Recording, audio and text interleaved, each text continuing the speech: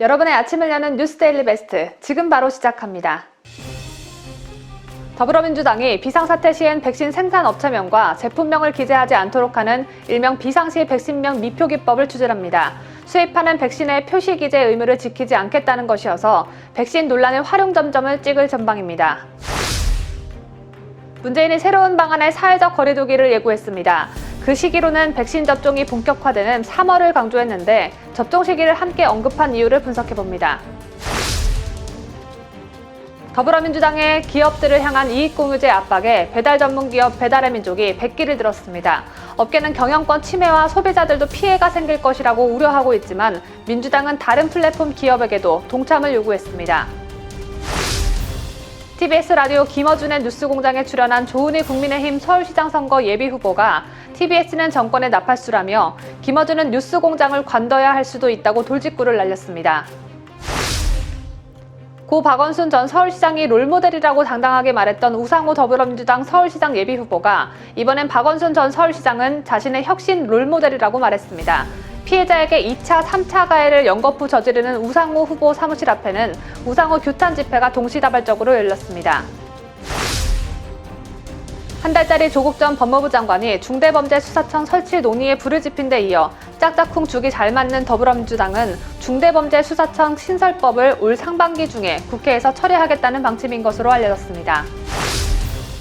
헌정사상 처음으로 국회에서 탄핵 소추된 임성근 부산고법 부장판사를 변호하기 위해 155명의 변호사가 헌법재판소 탄핵 심판의 대리인단에 지원한 것으로 확인됐습니다.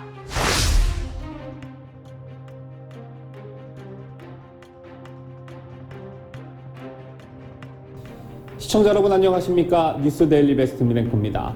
정부의 코로나19 백신 정책이 국민들의 불안을 증폭시키고 있다는 지적이 끊이질 않고 있습니다.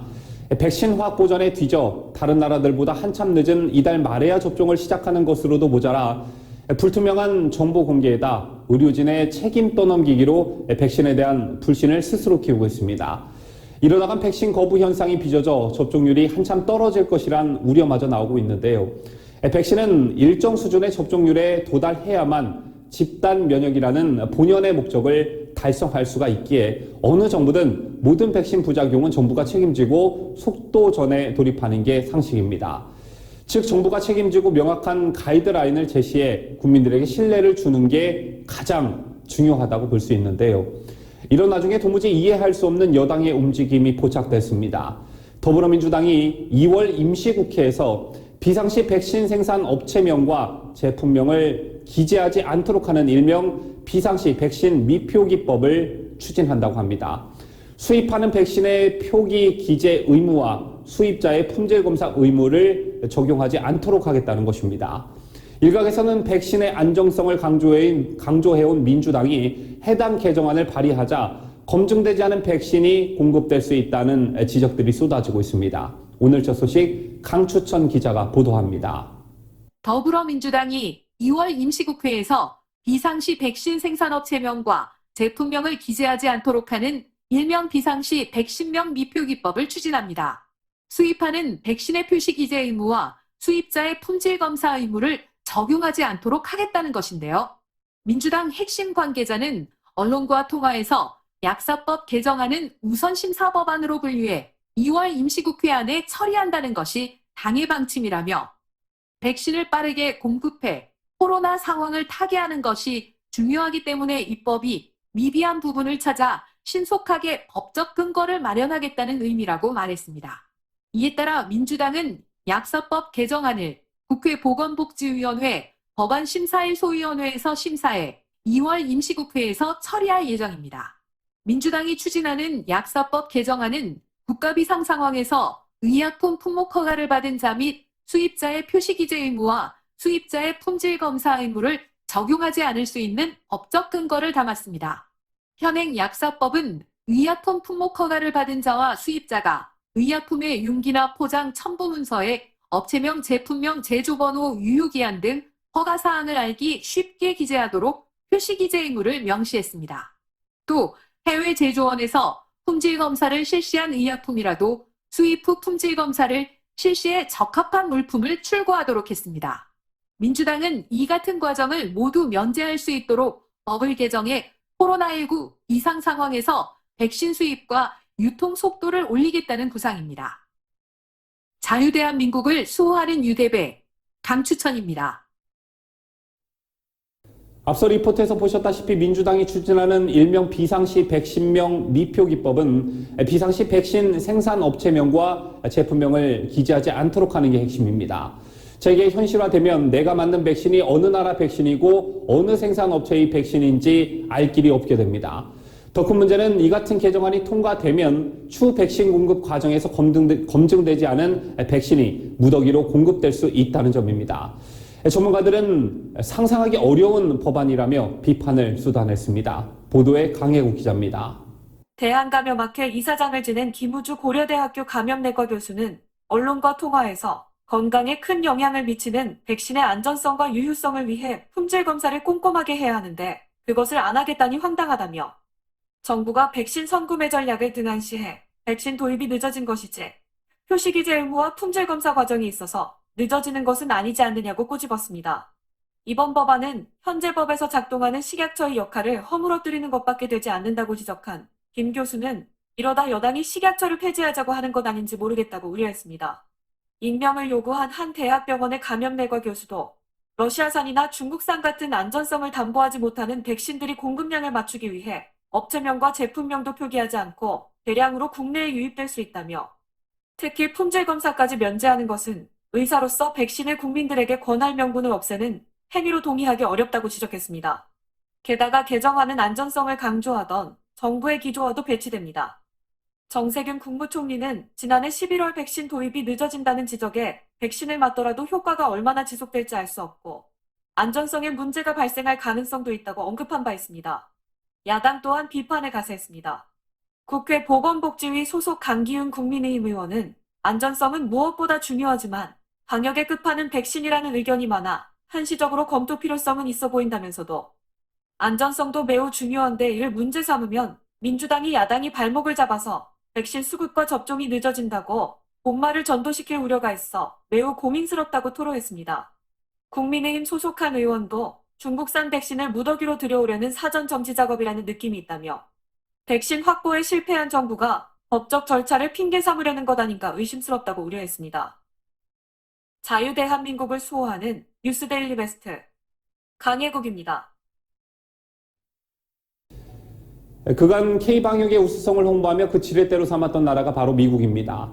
미국처럼 선진국도 코로나 팬데믹에 허우적거리고 있는데 우리나라는 K방역으로 선방하고 있다는 점을 강조해 왔었죠. 자, 그런데 상황이 급반전되는 모양새입니다. 올 여름이 끝날 때쯤엔 모든 미국인이 접종을 끝낼 거라고 보건당국이 전망했는데 중요한 건 하루 확진자가 한 100일 만에 처음으로 10만 명 아래로 내려가는 감소세도 뚜렷하다는 점입니다. 보도에 김자유 기자입니다. 현재까지 미국에선 5,280만 회 이상 백신 접종이 이뤄졌다고 미국 질병통제예방센터 CDC가 밝혔습니다. 백신을 한 번 이상 접종한 사람은 3,800만 명이고 이 가운데 2회 접종까지 모두 마친 사람은 1,400만 명으로 집계됐습니다. 지난주 금요일부터는 대형 약국 체인점들과 월마트에서도 백신 접종이 시작됐습니다. 미 질병통제예방센터 CDC의 로셸 월렌스키 국장은 방송 인터뷰에서 여름이 끝날 때쯤 미국에서 원하는 사람은 모두 백신을 맞을 것으로 예상한다고 밝혔습니다. 앤서니 파우치 미국 국립알레르기 기전염병 연구소장은 코로나19에 감염돼 항체를 갖고 있는 사람보다 백신을 접종한 사람이 더 예방 효과가 높다고 말했습니다. 미국 내 확진자 수도 감소세를 이어가고 있습니다. 지난 12일 기준 최근 7일간 하루 평균 신규 확진자는 9만 6천여 명으로 집계됐습니다. 이 수치가 10만 명 아래로 내려간 건 지난해 11월 3일 이후 처음입니다.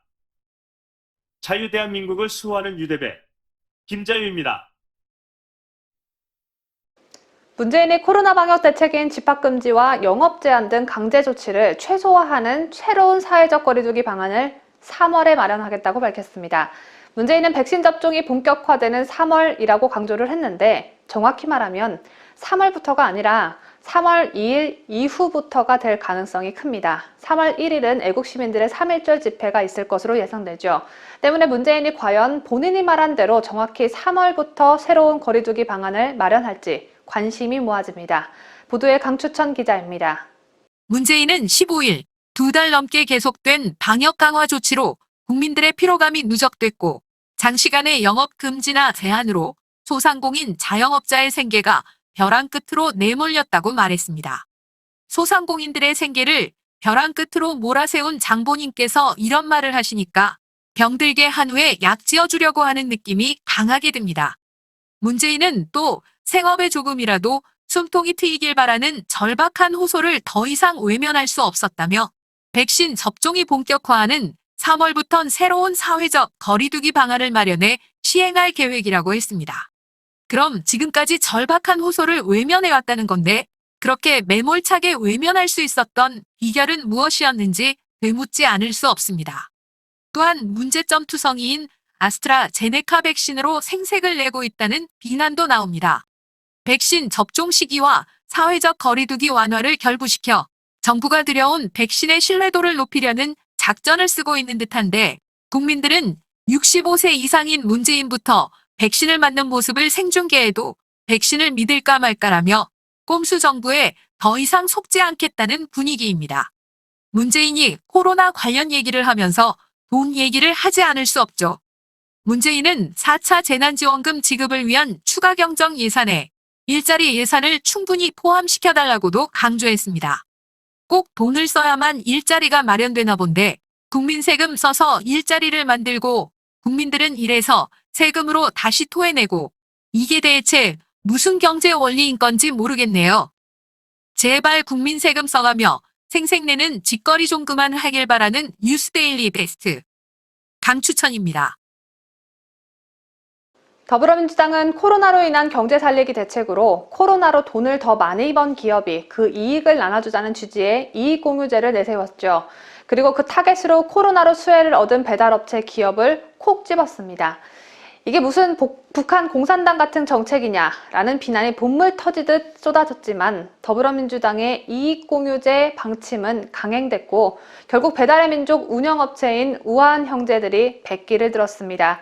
그동안 자영업자들이 요구해온 고객 정보와 점포 노출 기준 등 기업의 영업 기밀에 해당할 수 있는 정보도 공개하기로 했는데 정치권이 기업 경영에 과도하게 개입하고 있다는 비판은 더욱 가중되고 있습니다. 강기국 기자가 보도합니다. 더불어민주당은 15일 국회에서 배달업체 우아한영제들과 전국 가맹점주 협의회 간 상생협약식을 열었습니다. 우아한영제들과 전가협이 최소 6개월에 한 번씩 배달의 민족 상생협의회를 열고 실무협의는 매월 한 차례 이상 진행하는 내용 등이 담겼습니다. 그동안 자영업자들이 요구했던 고객 정보 공유와 점포 노출 기준 공개 등 요구를 우아한영제들이 수용했다는 평가가 지배적입니다. 월정액 광고의 경우 고객에 가까운 순으로 배열하라는 요구도 받아들여졌습니다.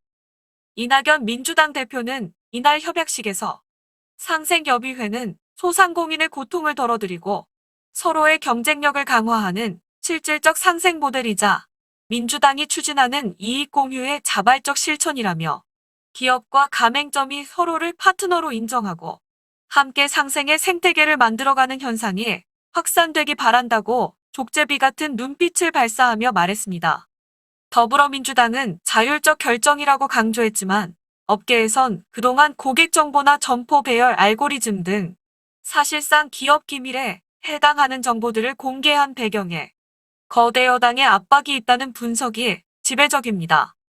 인수합병 업계에선 최근 배달업체 우아한영제들을 인수한 독일의 딜리버리 히어로가 공정거래위원회에 기업 결합 승인을 원활하게 받을 목적으로 거대 여당의 눈치를 보고 있다는 얘기도 흘러나옵니다. 또 이번 협약식을 계기로 민주당이 주도하는 이익공유제가 업계 전반으로 확산될 수 있다는 우려의 목소리도 나옵니다. 우아한영제들이 민주당이 밀어붙인 이익공유제 출발점의 희생양이 됐다는 뜻입니다. 또한 배달음식을 시켜 먹는 국민들에게 피해가 생기는 부작용도 강하게 제기되고 있습니다. 한 업계 관계자는 자영업자들의 요구안을 대거 반영하는 과정에서 서비스 업체와 소비자가 피해를 보게 될 것이라고 경고했습니다. 소비자의 상품과 서비스 선택권을 침해할 수 있다는 의미인데 배달을 의뢰하는 쪽인 자영업자들이 배달업체에 요구할 경우 악성 후기를 최대 30일간 가린다거나 가맹점의 배달 구역을 제한하는 등의 협약 내용이 대표적인 사례로 꼽혔습니다. 이렇게 한쪽 편의 입장만 일방적으로 들어주면서 음식점들만 유리하게 한다면 나머지 구성원인 음식을 배달해 먹는 소비자들이 피해를 보는 상황이 도래하게 되는 것입니다. 코로나로 힘들어진 자영업자들에게 이익을 공유해주겠다고 벌인 일에 후폭풍이 얼마나 거셀지 안 봐도 비디오입니다. 뉴스 데일리 베스트 강혜국입니다. 조은희 국민의힘 서울시장 예비후보 지지하시는 분들 요즘 많으시죠? 정부를 비판할 때 강단 있는 모습이 유권자들의 마음을 사로잡고 있지 않나 생각되는데 조은희 예비후보가 이번엔 무서워서 문재인도 못 건드린다는 김어준 면전에 대고 TBS 교통방송을 관둬야 할 수도 있다고 경고했습니다.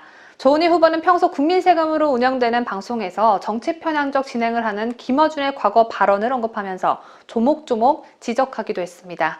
어떤 대화가 오갔는지 강추천 기자가 정리했습니다. 조은희 예비후보는 15일 서울시장 예비후보를 차례대로 초대하는 TBS 라디오 김어준의 뉴스공장에 출연했습니다. 이날 김어준은 다른 후보와 마찬가지로 조은희 후보에게 출마 공약을 물었는데 지금 제 공약 중에 교통방송을 예. 정권에 납할수가 아니라 시민에 납할수로 하겠다. 이런 공약이 있습니다. 그러면 저는 뉴스공장 관둬야 되는 겁니까? 그럴 수도 있고 아닐 수도 있는데요. 나한테 잘 대신 보여라. 진중권, 서민, 네. 서정욱 변호사 코너도 만들면 되죠. 조은희 예비후보는 그러면서 김어준이 과거 집권 여당 쪽 사람들 편에 서서 발언한 내용을 하나하나 나열했습니다. 우리 공장장님께서는 네. 이용수 할머니 때는 네. 배우가 있다 그러고 미투 때는 문재인 정권에 대한 뭐라고 했죠? 공작이라 그러고 네. 또 정경심 교수 재판 때는 법복을 입고 정치를 한다 그러고 문재인 정부에 대한 공작을 한 적은 없는데요, 제가. 그다음에 하지 않은 윤석열 말을 때는 하시는데. 일개 예. 판사가 예. 뭐 쿠데타를 한다 뭐 이런 식으로 어떻게 TV 조선을 보면 너무 많이 보신 거 아닙니까? 앞뒤 우리 맥락이 국민의힘에서는요. 있는데. 예. 교통방송을 없애야 된다고 하는 사람도 많아요. 저는 그 정도는 아니고 균형추를 좀 잡아라. 조은희 예비후보는 이날 김어준에 이어 TBS 이강택 사장에게도 항의의 뜻을 전달했다고 밝혔습니다. 조 예비후보는 자신의 페이스북에 방송 후 이강택 사장과 티타임에서 서울 시민의 세금으로 운영되는 TBS는 정치적 편향성이 아니라 시민의 삶에 도움되는 프로그램을 우선적으로 방송해야 한다. 정치 코너 같은 경우도 출연진이 고루 나오거나 그게 어려우면 별도 코너로 진중권 교수나 서민 교수, 서정욱 변호사 같은 분들이 진행하는 프로그램을 만들어야 한다고 말했다고 밝혔습니다. 국민의힘에 따르면 TBS에는 연간 400억 원 정도의 서울시 예산이 투입되는 것으로 알려졌습니다. 그럼에도 김어준의 뉴스공장은 지난해 1월부터 9월 29일까지 패널 출연 횟수가 민주당 238회, 국민의힘 71회, 좌파 성향 341회, 우파 성향은 고작 75회인 것으로 나타났습니다. 뉴스데일리 베스트 강추천입니다. 우상호 더불어민주당 서울시장 예비후보가 가면 갈수록 정상범주에서 벗어난 행동을 보여 논란입니다. 우상호는 박원순 전 서울시장을 롤모델이라고 치켜세워 피해자의 2차 가해 논란이 불거졌었죠. 그런데 이런 지적을 받은 우상호는 되려 그만하시죠라며 불쾌감을 표출하는 등 예민한 반응을 보이고 있습니다. 더 심각한 건 우상호는 고 박원순을 그냥 롤모델에서 혁신 롤모델이라고 한층 더 격상시켜 말했습니다. 돌아가신 박원순이 대체 무슨 혁신을 이뤘다는 건지 우상호의 정신세계가 도무지 납득이 되지 않습니다. 급기야 우상호의 발언을 비난하며 규탄하는 집회가 두 곳의 단체에 의해 열렸습니다. 우상호의 원숭이 같은 발언부터 피해자를 걱정하며 우상호를 규탄하는 시민들의 목소리까지 강혜국 기자가 보도합니다. 우상호는 15일 CBS 라디오 김현정의 뉴스쇼에서 박원순은 롤모델이자 영원한 동지라고 표현한 것과 관련해 강단희 여사가 슬픔에 잠겨있는 글을 써서 위로하는 취지로 글을 쓴 것이라고 말했습니다. 앞서 우상호는 지난 10일 페이스북을 통해 박원순 시장은 내개 혁신의 롤모델이었고 민주주의와 인권을 논하던 동지였다면서 박 시장의 정책을 계승하고 그의 꿈을 발전시키는 일에 앞장서겠다고 말해 피해자의 마음에 대못을 박은 바 있습니다. 김현정의 뉴스쇼 진행자가 유가족만 보시오라고 비공개로 전달할 생각은 안 했나. 이게 온 국민이 보는 SNS이기 때문에 상처가 된 것 같다고 지적하자 우상호는 그만하시죠라며 충분히 말하지 않았느냐고 날선 반응을 보였습니다. 우상호는 같은 날 YTN 라디오 황보선의 출발 새아침에서도 같은 견해를 반복해서 주장했습니다. 우상호는 박원순의 정신을 계승하겠다는 자신을 이상하게 바라보는 사람들이 오히려 이상하게 보여 짜증이 많이 나나 봅니다. 누군가를 모델로 삼고 목표를 향해 달려가는 건 좋은 일이지만 범죄자를 롤모델로 삼아서는 안 되겠죠. 우상호의 박원순 사랑이 사그라들기는커녕 오히려 더 배가 되자 이날 우상호 예비후보 선거운동본부 앞에서는 우상호 비판 기자회견이 동시다발적으로 열렸습니다. 15일 오후 2시께 한국여성정치네트워크는 서울시장 후보로 나와 민주당 후보로서 피해자에게 사죄하고 사건 관계자들을 징계해도 모자란 우 후보가 2차 가해를 자행하고 있다면서 후보의 자격이 없다고 목소리를 높였습니다. 황현주 젠더정치연구소 여세연 사무국장도 마이크를 잡고 당신은 그저 옛 동료 정치인을 기억하고 그 정책을 이어받겠다는 의도였는지 몰라도 시민들이 받아들이는 것은 박 전 시장과 그 동료 정치인들의 정치적 건재한 과시와 성범죄에 대한 비호라고 지적했습니다. 같은 장소에서 규탄 집회를 연 신전대협도 우 후보가 1989년 학생운동 당시를 회고하며 펴낸 학생회 운영의 원칙과 강도의 왜곡된 성인식이 포함된 것으로 밝혀졌다고 말했습니다. 그러면서 해당 저서의 짧은 치마의 하이힐, 좀 야하다 싶은 여학생들이 투쟁의 현장에서 떠나지 않고 구호를 외치며 돌을 캐는 모습에 기쁘지 않은 사람이 누가 있겠는가라고 적힌 부분을 지적했습니다. 이어 서울시장 재보궐선거가 치러지게 된 원인을 진심으로 돌아보기 바란다며 우 후보는 운동권 시절부터 수십 년간 자리 잡았던 성인식에 대해 TV 토론에서 해명하라고 목소리를 높였습니다. 뉴스데일리 베스트 강혜국입니다. 문재인 정권이 들어서고 검찰을 장악하려는 시도는 계속되어 왔습니다. 그런데 시간이 가면 갈수록 장악이라는 단어가 무색해졌고 이젠 아예 검찰을 공중분해하려는 시도를 하고 있죠. 자, 바로 중대범죄수사청 신설법이 바로 그것입니다. 검찰 수사권을 완전 폐지하려는 여권의 움직임이 설 연휴를 지나며 속도를 내고 있습니다. 조국 전 법무부 장관이 설날 중대범죄수사청 설치 논의에 불을 지핀 데 이어 중대범죄수사청 신설법을 상반기 중에 국회에서 처리하겠다는 계획이 여당에서 나왔습니다. 이 소식은 강혜국 기자가 보도합니다. 검경 수사권 조정에 따라 올해부터 검찰이 직접 수사할 수 있는 범죄가 부패, 경제, 공직자 선거, 방위산업, 대형 참사 등 6대 범죄로 제한되고 있는데 6대 범죄 수사마저도 중대범죄수사청에 모두 넘기고 검찰은 수사 기능 없이 공소유지만 전담하는 공소청으로 바꾸겠다는 것이 중대범죄수사청 설치 법안의 핵심입니다. 더불어민주당 검찰개혁특위사나 수사기소권 안전분리 TF 팀장인 박주민 의원은 어제 한 라디오 프로그램에 출연해 검찰이 실질적으로 1차적 수사를 못하도록 만드는 그런 법안을 준비 중에 있다며 몇 가지 쟁점을 해결한 다음에 최대한 2월 내에 발의할 생각이고 국회 통과는 6월 정도로 생각하고 있다고 말했습니다. 법조계에서는 중대범죄수사청 신설은 그간 여권이 추진해온 검찰해체 작업의 최종판이 될 것으로 보고 있습니다. 검경 수사권 조정과 공수처 신설로 검찰의 수사 입지가 크게 축소된 상황에서 그나마 남아있던 검찰의 6대 범죄에 대한 직접 수사 권한마저 중대범죄수사청으로 넘어가면 검찰은 사실상 공중분해되는 위기에 놓일 수밖에 없습니다. 권력은 총고에서 나온다는 마오쩌둥의 말처럼 수사권이 없는 검찰은 한낱종이 호랑이에 불과합니다. 검찰개혁은 문재인이 운명적 과업이라고 할 만큼 강한 의지를 갖고 있는 데다 민주당이 176석의 힘을 바탕으로 밀어붙일 경우 법 통과도 어려운 일이 아니어서 검찰 해체는 몇 달 후 현실이 될 가능성이 높아 보입니다. 다른 한편으론 결국 중대범죄수사청 신설을 둘러싸고 향후 수개월간 검찰을 없애려는 문재인 정부와 이에 필사적으로 저항하는 검사들과의 운명적 대결이 불가피한 상황으로 치달을 것이란 예상도 있습니다. 검찰 고위 간부 출신의 한 변호사는 적폐 수사와 조국 수사를 거치며 사실상 현 정부에서 용도 폐기된 검찰이 이제 마지막 무장 해제를 앞두고 있는 상황이라며 검사들로서도 조직의 명운과 자신들의 미래가 걸린 문제여서 전례 없는 갈등 국면으로 비화할 수도 있다고 말했습니다. 자유대한민국을 수호하는 유대배 강혜국입니다. 헌정사상 처음으로 국회에서 탄핵 소추된 임성근 부산고법 부장판사를 변호하기 위해 155명의 변호사가 헌법재판소 탄핵심판 대리인단에 지원한 것으로 알려졌습니다. 김현 전 대한변협회장은 이날 법관이 부당하게 정치적으로 탄핵 소추돼 사법부 독립과 법치주의를 수호하고자 전국 변호사들이 지원했다고 밝혔는데요.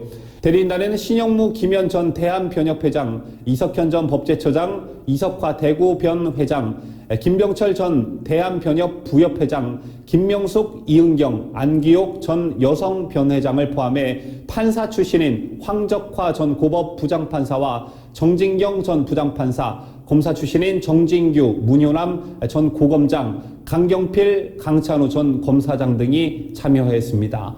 이 밖에 법조인 출신인 장윤석 고승덕 전 의원, 조대환 전 청와대 민정수석, 박춘희 전 송파구청장, 최고은 전 국회의장 비서실장을 비롯해 임 부장판사의 사법연수원 17기 동기 변호사 27명도 함께 참여했습니다. 국민의힘이 15일 직권남용 등 4가지 혐의로 김명수 대법원장을 검찰에 고발했습니다.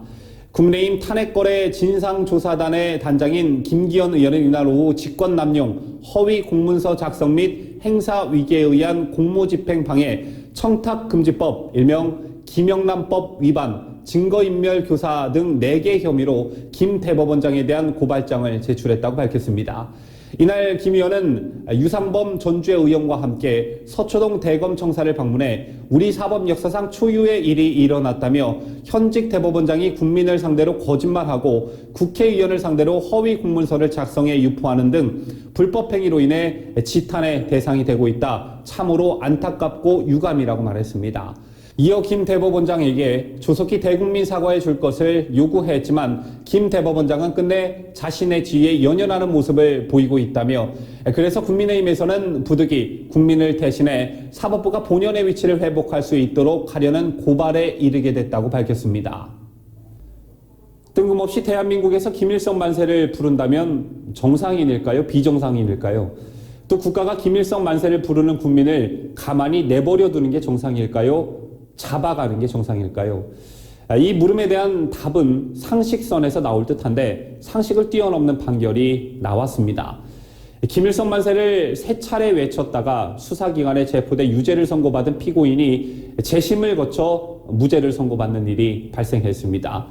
이 재판을 이끈 건 역시 민주사회를 위한 변호사 모임 민변이 있었는데 대구지법 경주지원은 옛 방공법 위반 혐의로 지난 1979년 처벌을 받은 A씨의 유족들이 제기한 재심 청구 사건에서 지난달 27일 무죄를 선고했습니다.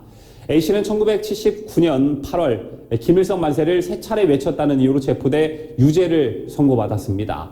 그는 당시 술에 취했다며 이 사실을 알지 못했다고 진술했고 참고인들 대부분도 A씨가 김일성 만세를 외친 사실을 목격하지 못했다고 증언했습니다. 하지만 당시 법원은 일부 목격자들 진술을 근거로 A씨에 대해 징역 1년에 집행유예 3년 및 자격정지 1년을 선고했습니다. 하지만 그 뒤 A씨가 사망했고 A씨 유족은 지난 2019년 6월 재심을 청구해 이 같은 법원의 재심 결정이 나오게 된 것입니다. 가지고 있어도 세금을 내고 팔 때도 세금을 내고 자식들에게 물려줄 때도 세금을 내고 참 미치고 환장할 노릇이죠. 자, 바로 부동산 세금과 관련한 얘기입니다. 국내 부동산 관련 세금이 경제협력개발기구 OECD 회원국 중 3번째로 많다는 분석이 나왔습니다. 특히 현 정부 출범 이후 종합부동산세 인상 등의 조치가 이어지면서 부동산 세금은 OECD 회원국 평균의 2배를 웃도는 것으로 나타났는데요. 저희는 그동안 주요 선진국에 비해 부동산 관련 세금이 낮고 자산 불평등 해소를 위해 부동산 세금 인상이 필요하다는 정부 주장과 배치된 것입니다. 이에 따라 현 정부의 증세 주도식 부동산 정책에 대한 효용성 논란이 다시 불붙을 것으로 전망됩니다. 보도에 강추천 기자입니다. 15일 국민의힘 부동산 공시가격검증센터장인 유경준 의원에 따르면 2018년 국내 부동산 보유세, 자산거래세, 상속세, 증여세, 양도소득세 등 부동산 관련 세금은 명목 국내 총생산 GDP의 4.05%에 달했습니다. 이는 OECD 38개 회원국 평균인 1.96%의 2배가 넘는 규모입니다. 보유세는 재산세, 지역자원시설세, 종합부동산세 등이고 자산거래세는 부동산, 금융자산, 자동차 등을 거래할 때 내는 세금입니다. OECD 회원국 중 GDP 대비 부동산 세금의 비율이 한국보다 높은 나라는 영국 4.48%와 프랑스 4.43% 두 나라에 불과했고 미국은 3.97%로 우리나라보다 한 계단 낮은 4위에 머물렀습니다. 보유세는 한국은 2018년 기준 0.82%로 OECD 평균 1.07%를 밑돌았습니다. 하지만 이후 관련 세금 부과율이 높아지면서 2020년에는 1.20%로 OECD 평균을 넘어설 것으로 추정됐습니다. 이는 정부 주장과 정면으로 배치되는 것입니다. 그동안 문재인과 홍남기 경제부총리 등은 OECD 국가들에 비해 국내 부동산 보유세가 낮은 수준이라며 종부세 인상을 주장해왔습니다. 문재인은 지난해 8월 청와대에서 열린 수석 보좌관 회의에서 세제를 강화하며 정부가 적극적으로 개입하는 것은 전 세계의 일반적 현상이며 보유세 부담을 높였지만 다른 선진국에 비해서는 아직도 낮은 편이라고 말했습니다. 홍 부총리도 부동산 세제에 대해 언급할 때마다 OECD 회원국과 비교하면 우리나라는 특히 보유세가 상대적으로 낮고 거래세가 높아 대비되는 양상이라며 보유세 비중을 단계적으로 높여나가야 한다고 주장해왔습니다. 이와 관련해 유 의원은 2018년 한국의 자산 불평등도는 OECD 국가 중 낮은 수준에 속했지만 불평등을 해소한다며 잘못된 부동산 정책을 펼친 결과 자산 불평등은 오히려 심각해지고 있는 상황이라며 종부세를 폐지하거나 부유세로 전환하는 방안을 검토해야 한다고 주장했습니다. 또 지난해 신년 기자회견에서 문재인 대통령은 보유세는 강화하는 방향이 맞고 거래세 완화는 길게 보면 맞는 방향이라고 말했지만 현재는 보유세도 강화하고 거래세도 강화하고 있다며 증세주도 부동산 정책의 실패를 인정하고 전면적인 부동산 세제 정책 전환이 필요하다고 강조했습니다. 자유대한민국을 수호하는 유대배 강추천입니다. 미국의 정찰 자산이 한반도 상공에서 포착됐다는 뉴스는 그간 꾸준히 있어왔습니다. 잊혀질만 하면 등장하는 뉴스였는데 최근에도 미국의 정찰 자산이 한반도로 모여들고 있다고 합니다. 자, 그런데 그 이유가 심상치가 않습니다. 한미 군 당국이 북한이 다음 달 8일 시작하는 연합훈련을 핑계로 삼아 북한이 도발을 저지를 가능성이 있다고 판단한 것입니다. 특히 인공위성을 우주에 띄운다는 명분으로 장거리 로켓을 발사할 수 있다고 보고 있다는데요. 보도에 강추천 기자입니다. 군 당국에 따르면 미국 해군의 탄도미사일 추적함인 하워드 로렌제남이 설 연휴 동안 서해를 돌아다닌 뒤 한국 근해를 빠져나갔습니다. 1만 2천 톤급의 이 배엔 탄도미사일의 궤적을 파악할 수 있는 능동위상 배열 레이더가 달렸는데 이 레이더는 주변 1000km의 비행체를 정밀하게 들여다볼 수 있습니다. 2016년과 2017년 북한이 장거리 미사일 발사를 감시하기 위해 한국 근해로 온 적이 있습니다. 미국 공군 RC 135S 코브라볼은 지난 6일 미 본토 네브래스카주의 오퍽 공군기지를 떠나 일본 오키나와 가데나 기지로 이동했습니다. 미국도 세 대만 가진 이 정찰기는 첨단 전자광학 장비로 먼 거리에서 미사일의 동향을 살필 수 있습니다. 그래서 북한이 미사일 발사를 예고할 때마다 가데나에 전개됐습니다. 군 소식통은 이들 정찰 자산의 직결에 대해 북한이 다음 달 연합훈련 즈음에서 벌일 도발에 대비한 차원이라고 설명했습니다. 군 당국은 특히 평안북도 철산군 동창리 미사일 발사장에 주목하고 있습니다. 북한은 이곳을 서해위성 발사장이라고 부르고 있는데요. 2016년 동창리에서 장거리 로켓인 은하를 발사해 지구 관측 위성 광명성 4호를 우주 궤도에 올린 적이 있습니다. 미국의 북한 전문 매체인 삼팔로스는 동창리의 발사장 시설과 도로에서 눈이 치워졌다며 가동에 필요한 준비 상태를 유지하고 있다고 보도했습니다. 군 소식통은 김정은 북한 국무위원장이 지시만 내리면 언제라도 쏠 준비가 된 상태라고 말했습니다. 이와 관련해 신범철 경제사회연구원 외교안보센터장은 북한은 단거리 미사일을 발사한 뒤 동창리에서 장거리 로켓을 쏘는 방식으로 단계적으로 긴장을 높여갈 수 있다며 우주의 평화적 기용을 주장하는 회색지대 전략으로 미국을 압박할 것이라고 말했습니다.